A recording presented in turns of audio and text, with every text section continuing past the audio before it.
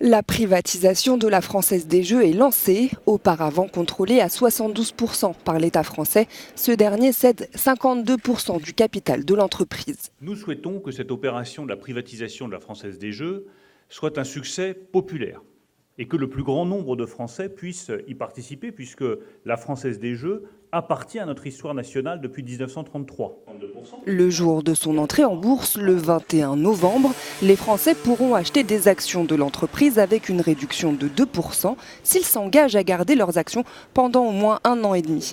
Souscription minimale 200 € pour une fourchette de prix entre 16,50 € et 19,90 € par action, et certains semblent l'envisager. La Française des Jeux, elle est gagnante tous les jours, je veux dire.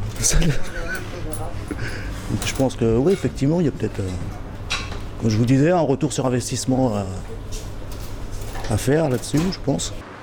La vente de ces actions devrait rapporter à la France un peu plus de 3 milliards d'euros.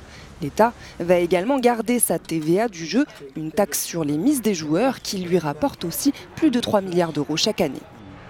La privatisation de la Française des Jeux a en tout cas suscité un vif intérêt de la part des investisseurs en France et à l'étranger, car elle est la 4e loterie mondiale et la numéro 2 européenne.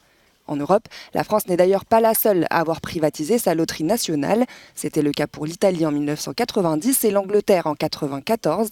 Quant à l'Espagne, pressée par Bruxelles depuis 2011 de se désendetter, le pays avait prévu de vendre 30% de sa loterie avant de faire marche arrière et d'en garder l'entier contrôle.